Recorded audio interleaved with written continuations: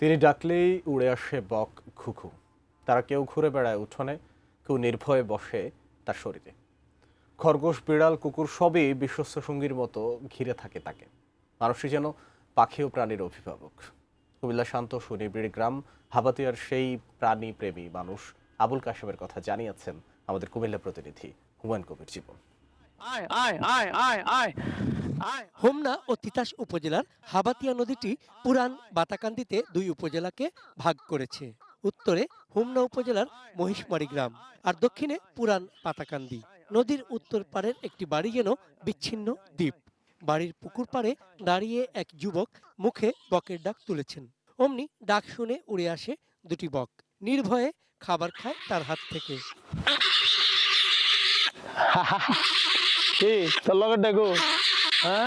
বেশি খিদা লাগিয়েছে আজকে।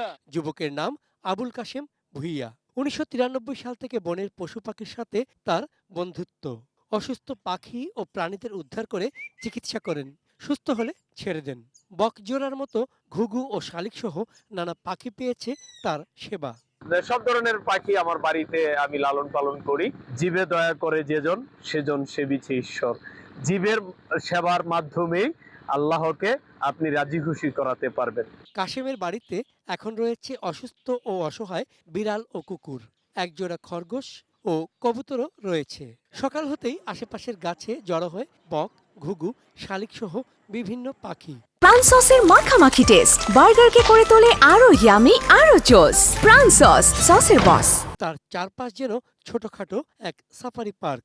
অনেকেই আসেন বিস্ময়কর এই দৃশ্যাবলী দেখতে। কাশেম ভাই ডাক দিলে পাখি চলে আসে, আর আমরা ডাক দিলে পাখি চলে যায়। কতটুকু ভালোবাসা থাকলে এটা সম্ভব।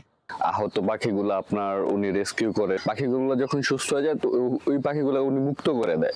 কঠিন এ সময়ে মানুষ যেখানে পুড়ছে মানুষের হিংস্রতা আর নির্মমতার আগুনে, সেখানে কাশেম এক অনন্য দৃষ্টান্ত, বলছেন সুধীজনেরা।